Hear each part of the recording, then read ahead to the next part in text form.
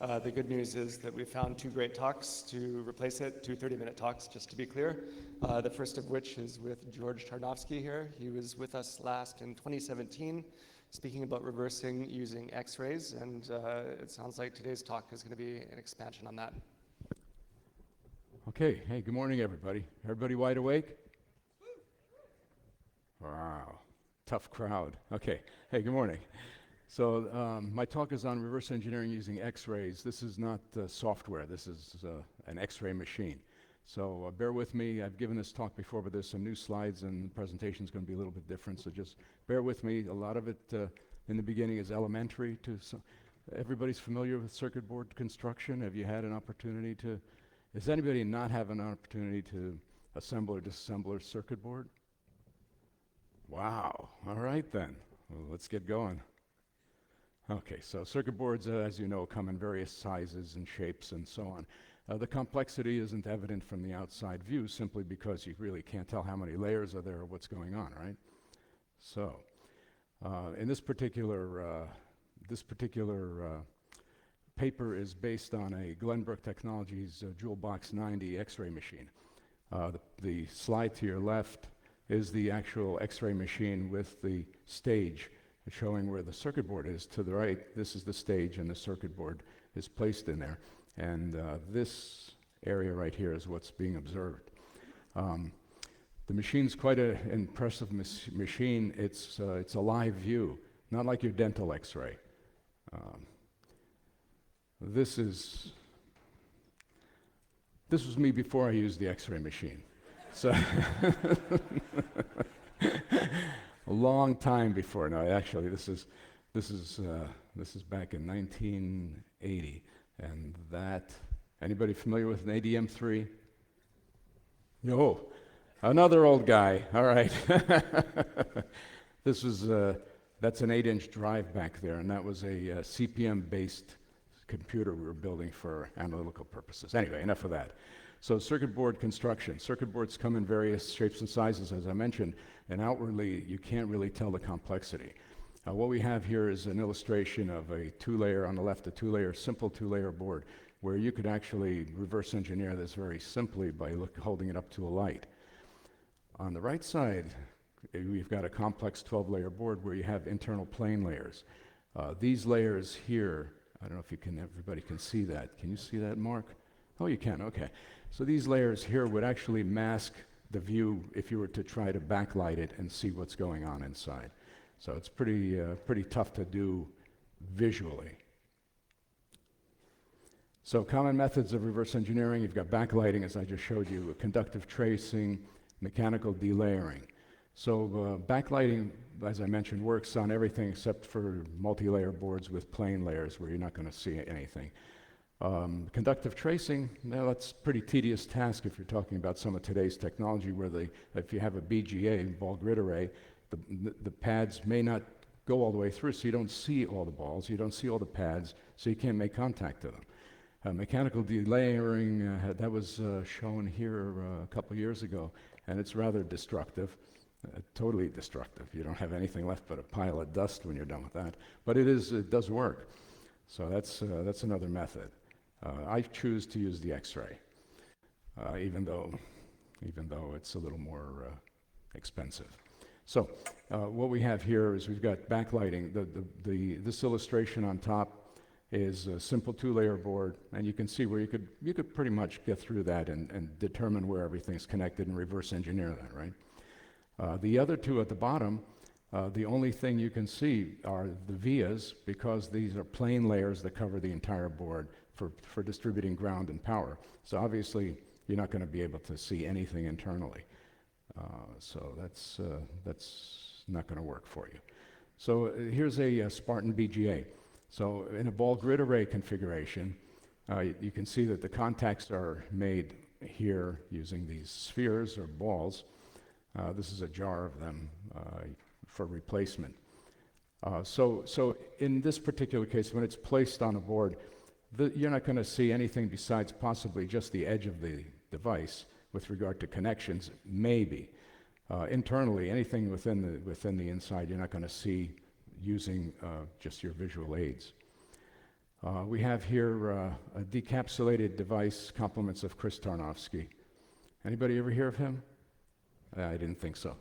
Okay, and then this is the same device, but using an X-ray. And the X-ray had to be stitched together. Excuse the poor stitching job, but you get the idea. So X-rays, you see right through the silicon. You don't see any of the features that you see using a microscope. So two different purposes, but both work, they complement each other. So X-rays, almost everything can be revealed. There's hardly anything you can hide. And I'll show you some of the methods of obscuring the view from people, or so they thought. So here's a typical view of a BGA, and what you're seeing here is you're seeing the spheres, the balls of the BGA. You're seeing the via of the circuit board, and then you're seeing the via on the BGA board. And then, of course, the internal bond wires that are making connections to the die, which is edged right here. So is that clear to everybody? All right, I thought so. So moving right along. So this angular view I'm going to skip, but you can see what happens. So here's on the slide to your left, you've got a direct view of a circuit board. If you look at these traces, you're really not going to be able to, it's very difficult to tell where they're going, what layer are they on. But if you have an angular view, as you do on the right side, you can see now there's separation here. You can actually trace out what layer they're going on, and you can see here and here where they step down. This is, for instance, this is on the second layer, this is on the bottom layer, and I think this is on the third layer. So you can get an idea of where they are while you're tracing through. Okay, so here's an example of a geometric zoom. Geometric zoom as compared to an optical zoom. Optical zoom, you have signal to noise degradation. With the geometric zoom, it's not working. Uh-oh. Maybe you're not going to see it. Oh, no. Bear with me for a minute. I can't get the slide to go.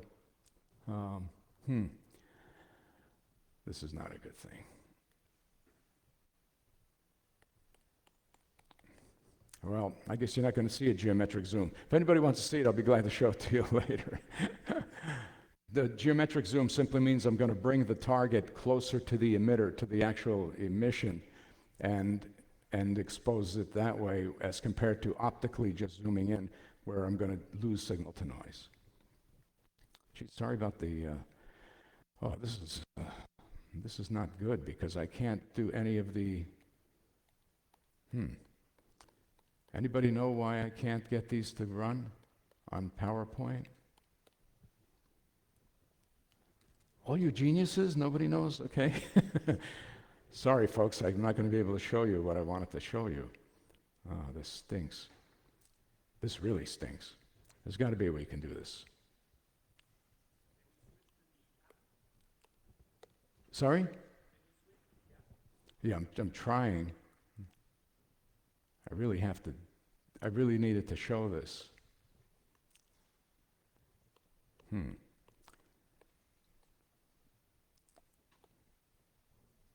Alex, you know everything. Oh, what in the world? I can zoom, but I can't get it to play. Okay. Oh, man. Sorry, folks.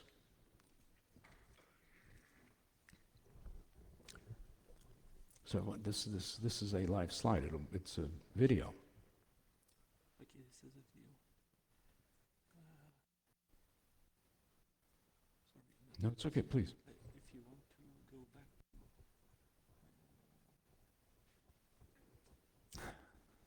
Yeah, okay.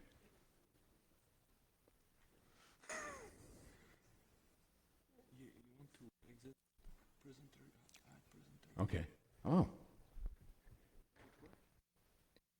No. Same thing. Oh, here we go. Ah. Thank you. Yeah.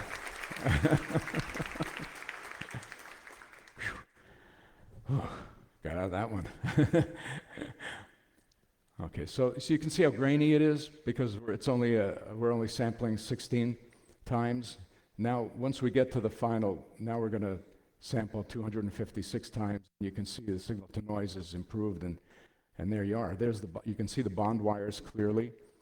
You can see that that looks like there's a disconnect. Looks like there's a disconnect, but it's not. They're actually bonded to these buses. That's why they're there.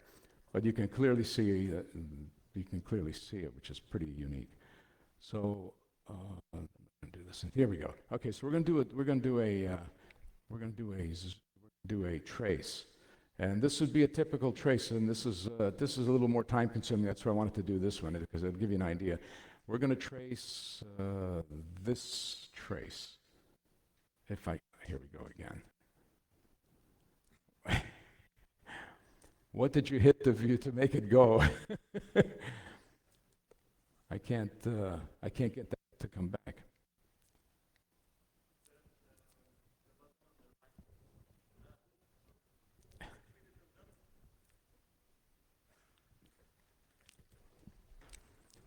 Difficulties, I guess. There's no button.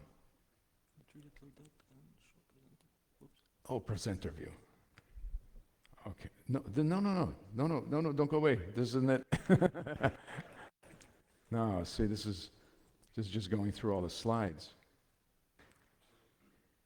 I want to be able to, it was expanded, fully expanded. We were able to do it. You want to play again the video? Yeah.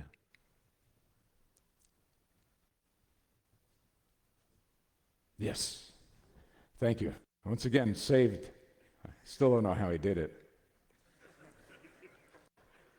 Okay, so we're going to trace that guy out. Okay, so watch. So this is typical. This is what we would do. So the X-ray is looking at a live view. So the X-ray's on. We're running around. We're looking. We're following the trace. Everybody has the idea, right? It's this guy right here, by the way. Let me get that off of there. So you see over here, it gets pretty convoluted. So you can't really tell. So you got to stop. You've got to. I mean, this would be typical if you're going through tracing a trace to see where things are going, for whatever reason.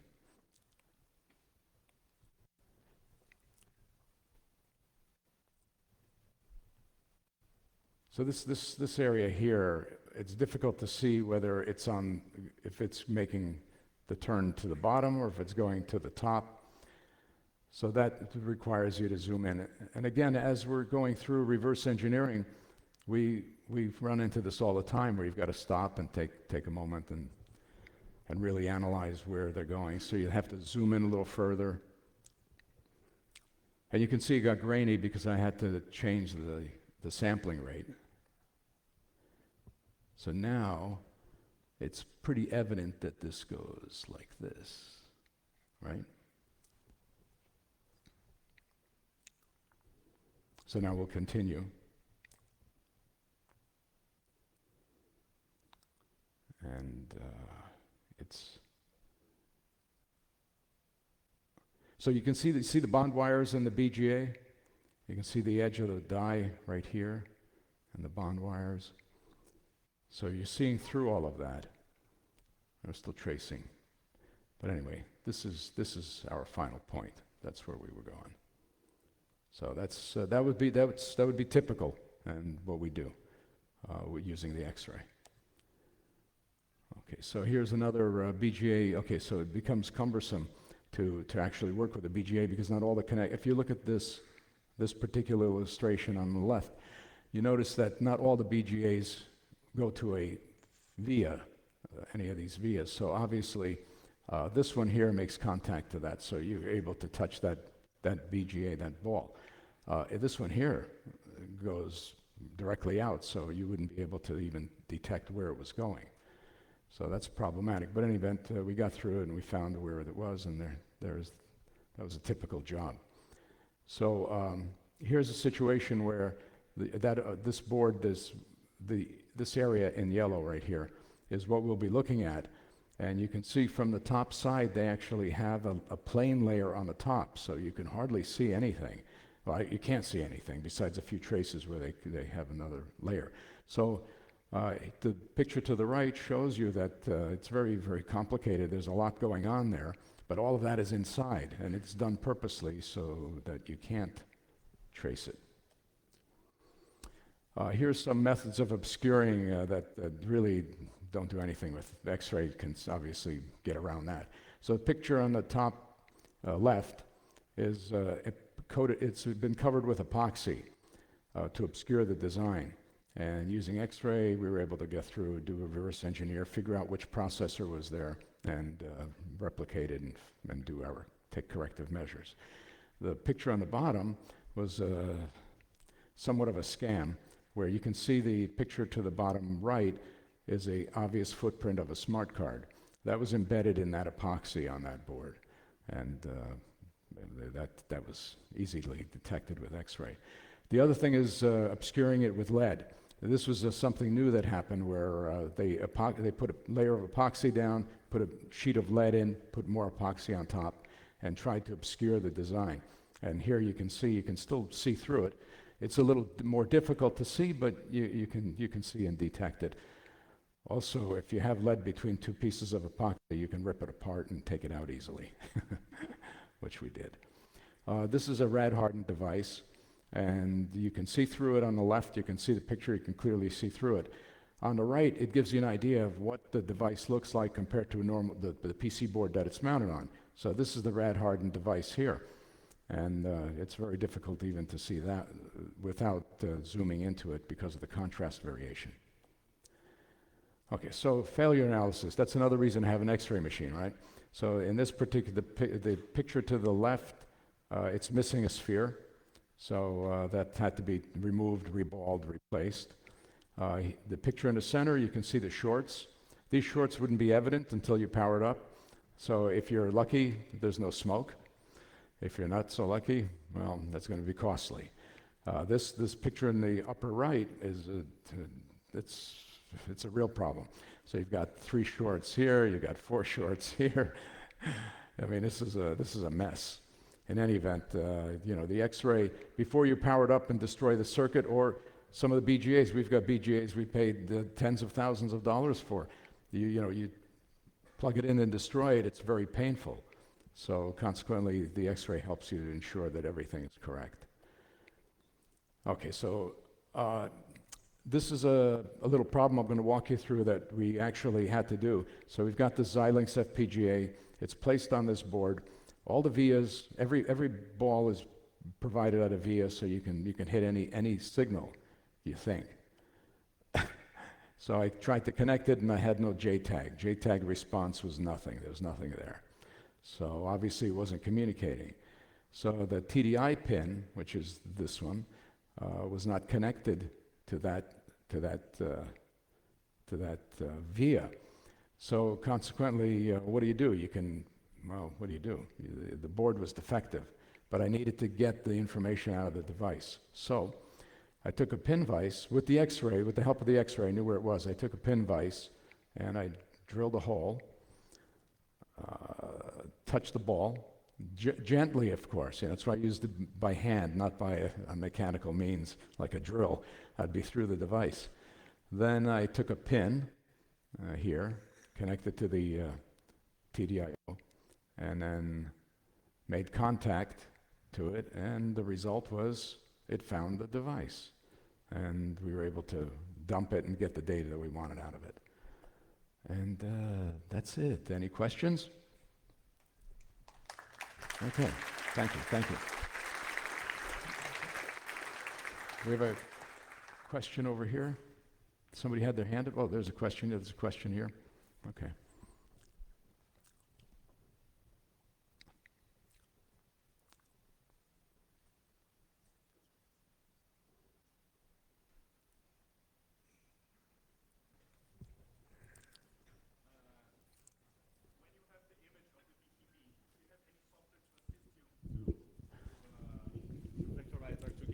In a CAD program. Yeah, so the software that's provided with the company allows you to, for instance, reverse image. There are things you can do with the image to help you get better clarity. That's about it. But there's no failure analysis, with the exception of sizes. You can measure sizes. It's a little clumsy. You can measure gap. You can measure space.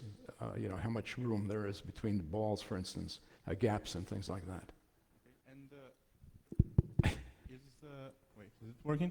Okay.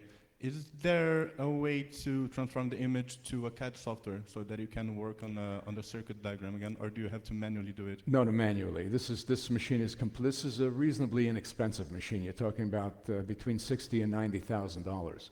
So Okay. it's not, it's not that sophisticated.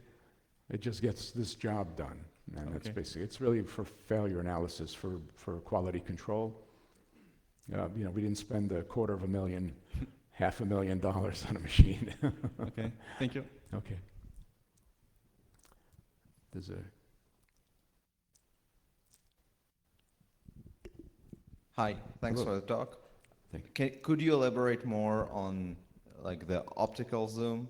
Is it done using lenses? Yes, using exactly. lenses? Yeah, so the optical, what it is you have a plate that's illuminated by the X-ray on the bottom side. So you have a 90-degree mirror and a regular camera. So the camera has a zoom lens on it, and that's how they zoom. Not the geometric zoom, optical zoom. Yeah. Yeah. So bend the X-ray light or the? No, at that point it's visual. Yeah, no, the X-ray stops at it actually energizes that platen. And the machine is good to 5 microns. So it's reasonably good quality, with regard to resolution. But now we're finding that even that's becoming challenging with today's technology. So, Thanks. yeah. Any other questions?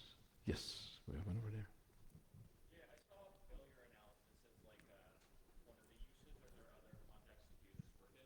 Are there other what? Contexts to do this work in? Sure, yeah, well, just in general, verification of placement, like I mentioned BGAs. It's very easy. I don't know, has anybody worked with BGAs, placing them? You have, okay, so you? So, okay, so you know the complexity. It's really easy to have the balls short out because there's too much paste. And there's no way to verify that, with the exception of using an X-ray or power it up and see what happens. Okay. Any other questions? Am I missing anybody? No? All right. Thank you very much.